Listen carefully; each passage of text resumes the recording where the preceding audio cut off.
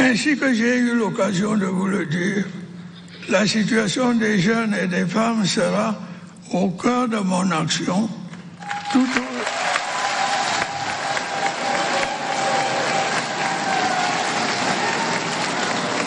au long de ce septennat.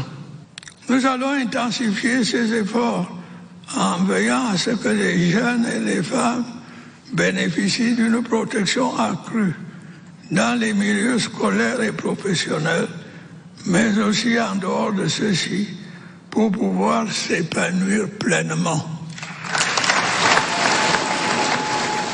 Le 6 novembre 2025, le chef de l'État Paul Biya s'est engagé à apporter des solutions appropriées aux problèmes des jeunes au cours du septennat des grandes espérances.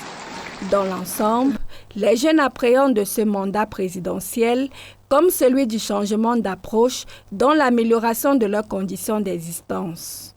À l'occasion des activités marquant la célébration de la 60e édition de la Fête de la Jeunesse, le 11 février 2026, ils saluent les actions menées en leur faveur et formulent leurs attentes légitimes en direction du président Paul Biya.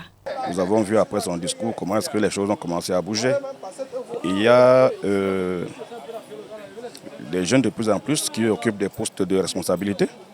C'est ce que nous attendions déjà. Et nous attendons davantage du chef de l'État par rapport aux prochains mouvements qui sont tant attendus, c'est-à-dire le futur remaniement ministériel. Nous attendons voir des jeunes être des leaders. Plus d'opportunités, de possibilités d'évolution dans la carrière pour ceux qui sont dans la carrière administrative et également de bonnes possibilités d'investissement. Une amélioration du climat des affaires pour que les investissements des jeunes puissent effectivement porter des fruits et être productifs.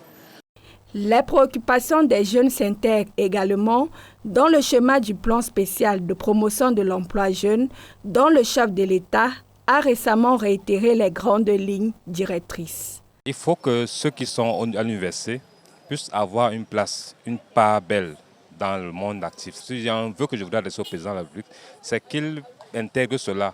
C'est-à-dire, si on peut demander par exemple aux entreprises parapubliques ou aux entreprises privées de réserver une part belle à ces jeunes-là, ne serait-ce qu'ils puissent avoir un petit truc à faire, un petit job à faire, un petit boulot à faire dans leur entreprise, même si c'est pour 2 heures, même si c'est pour 3 heures. Il y a beaucoup de gens, beaucoup de grands qui sont à l'extérieur du pays, qui aimeraient investir dans notre pays. Et c'est là, il y a beaucoup de blocages à cela. Ils n'arrivent pas. Donc s'il permet déjà que ces gens de l'extérieur puissent venir investir dans notre pays, mais nous aurons des emplois et qui facilitent aussi le panier ménager surtout de la jeune femme. Parce que vraiment, c'est devenu très très difficile. Autre attente des jeunes, mettre en marche des actions pour transformer leur potentiel en contribution effective au développement du Cameroun. Au niveau professionnel, les postes de responsabilité soient donnés beaucoup plus aux femmes. Parce que quand vous entrez dans les bureaux là, chef de bureau, chef de service, directeur, sous-directeur, c'est beaucoup plus les hommes. Donc ils prennent en compte l'aspect genre, même au niveau des nominations. Globalement, les multiples attentes exprimées par les jeunes sont en phase avec le septennat des grandes espérances, assis sur la construction d'un Cameroun inclusif et d'un avenir qui chante pour tous.